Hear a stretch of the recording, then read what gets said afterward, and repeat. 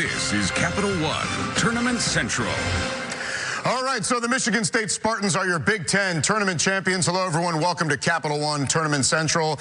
I am not Greg Gumbel. This is not Studio 43. I'm Adam Zucker. He's Wally Zerbiak, and we are here in Studio 44 across the hall. Greg, Clark, and Seth are now getting ready for the NCAA Basketball Championship Selection Show, which is coming up at 6 p.m. Eastern, and we're going to get you caught up on everything selection show related up until the top of the hour. But, of course, seeing Michigan State now beat their rival 3 straight weekends to end the season, and Matt McQuaid to the rescue there after we saw Kyle Arns go down. Matt McQuaid was tremendous. Cassius Winston brought this game home down the stretch with his orchestrating the offense, and he owns the matchup, but he wouldn't have been in this game without Matt McQuaid shooting. He was absolutely tremendous tonight. He had 27 points, which was a career high. He was lighting it up from downtown. I like to call him flamethrowers, Adam. I know. He was a flamethrower personified, the way he shot the basketball today. He was 7 for 13 from the three-point line, did it in all kinds of ways, hit a huge shot when they were down 5 to cut the lead to 2 down the stretch of the game, and that's when Cassius Winston took over. Look at the chemistry these two guys had between each other. They find each other, they know where each other is on the floor, and it is such a luxury to play with a point guard like Cassius Winston, who is going to get the shooter the ball where he needs it at the right time. Michigan fans probably wanted a foul at the very end there, but a 10-0 run to end the game. Yeah, and that's what Michigan State did to Michigan in the last 2 meetings. Down the stretch, they just took over the game, and that's all point guard play. When you have a point guard play that's an extension of Tom Izzo and knows how to finish games and close games, that's why they pulled out these wins. And to beat Michigan, a really well-coached, great defensive and offensive team 3 times, that's very impressive by Sparty. And the kind of thing that could get you a 1 seed, and these were 2 of the few teams really in play for a 1 seed entering the day. You saw Tennessee go down as well. How did the impact of this game affect your 1 seeds? I'm going to stick to what I had. I'm going with Duke, Virginia,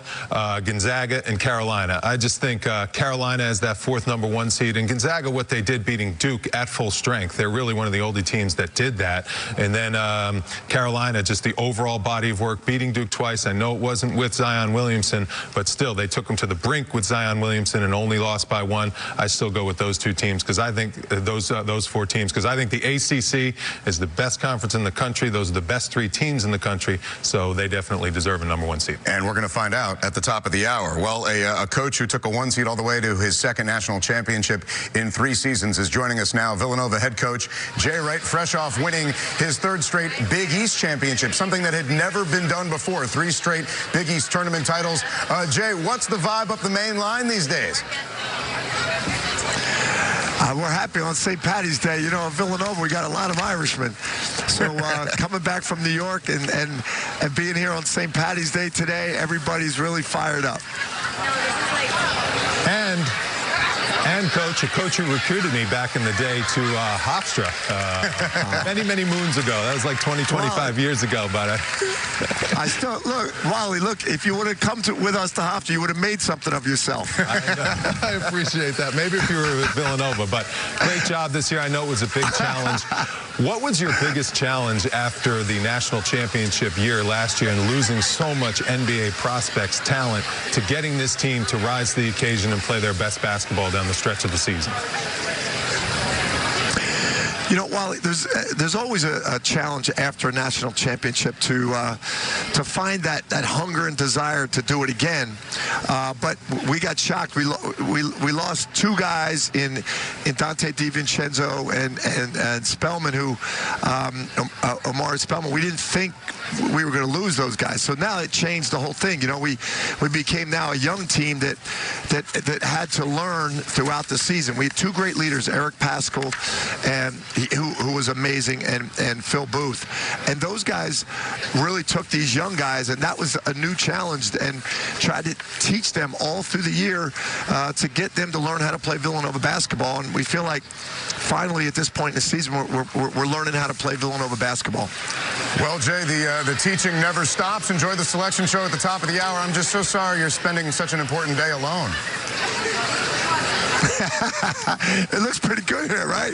It's a great spot to be in Villanova. Indeed. Enjoy the rest of the postseason.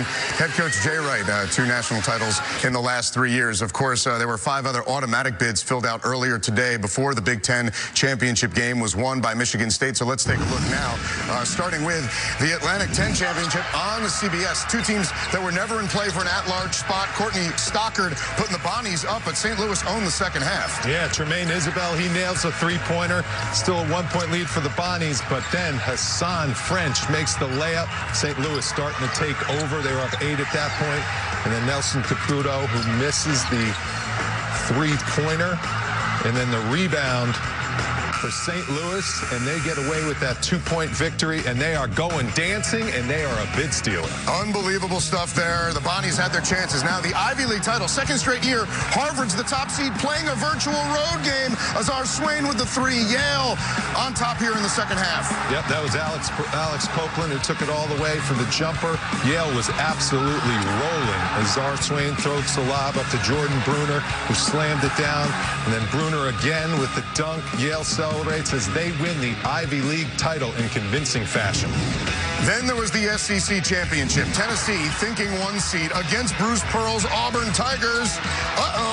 Austin Wiley rising up there for the big block, and there you go. Auburn owning the second half. Yeah, they absolutely owned the second half. They shot the 3-ball really well. As Bryce Brown nailing that 3. Jared Harper, who struggled shooting, but he was assisting. Auburn was absolutely rolling, and Bruce Pearl is getting it right down the stretch of the season in March. They're playing their best basketball of the season. And they end up winning that game by 20 points. Really unbelievable for a Tennessee team that was thinking potential 1 seed entering the day. You also had the Sun Belt Championship. Georgia State coming away with the win there, so we get to Ron Hunter. Hopefully he stays off the scooter, right? And hopefully that Achilles is healed up by now. Sure it is, although it takes a while when you're a little older. 73-64, the final there. And in the American, a little bit of a surprise here, right?